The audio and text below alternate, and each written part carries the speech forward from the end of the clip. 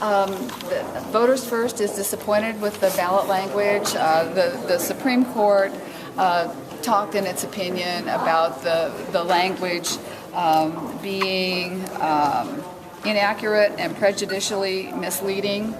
I think that what the board did today may have cured the technical inaccuracies, but as far as it being prejudicially misleading, I don't think there was much progress made today. The court indicated that the key part of the core part, that's on page 15 of the opinion, the very core of the proposed amendment was the criteria.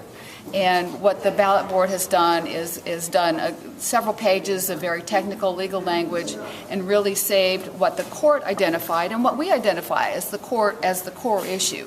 They saved that till way at the end, made very short shrift of it in about 4 lines, and I don't really think it helps the voters understand what the amendment is about. And that's the purpose of the ballot board, and I don't believe that the job was done by the majority of that board today.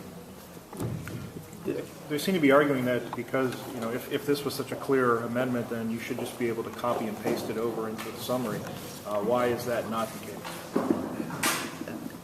Anytime you write legal language, there's going to be some technical aspects to it. But the purpose of the ballot board is to take that and condense it so that it's understandable to voters. The court was able to do that very easily. On page 2 of their opinion, just a couple of lines, they explained how the commission was formed, and it was very easy for the court to do it. It seemed to be very confusing to the ballot board to be able to do that. It would have been a very easy thing to do to adopt the court's language. It was very clear. How badly does this hurt this amendment's chances, do you think?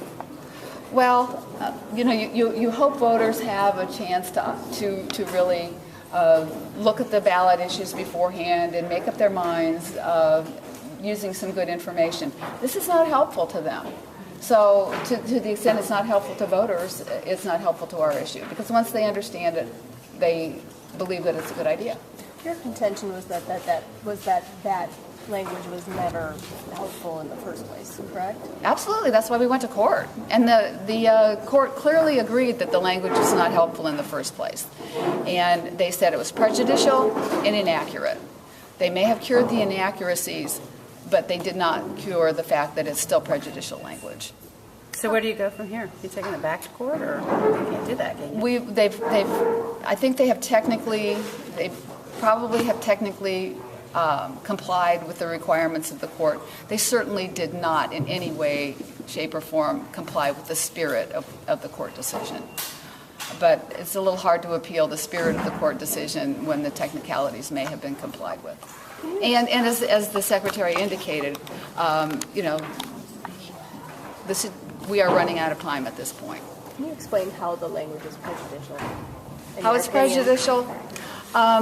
It's going to take voters a long time to wade through some of the more technical language in the beginning of the ballot language, and you're going to have to be very persistent and stand in the voting booth for a really long time to get to what the court described as the core of the issue, which is the criteria, which is getting politically neutral districts as opposed to the safe seats that we have right now and the politicians essentially being in charge of drawing their own districts.